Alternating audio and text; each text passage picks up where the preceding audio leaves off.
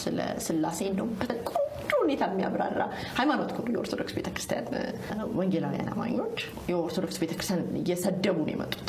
ሃይማኖቱ እንዲጠላም እስከዛሬም ድረስ የተደረገው በዚህ ስድብ ምክንያት ነው። በአብ በወልድ በመንፈስ ቅዱስ ስም ኦርቶዶክሶች ያምናሉ እና ቅዱሳኖችን እየረገመ እያጣጣለ ማርያምን እንደዛ እያደረገ ነው የመጣው። በደንብ በተደርገው ተጣጥለዋል ቅዱሳኖች በሚያሳዝን ሁኔታ።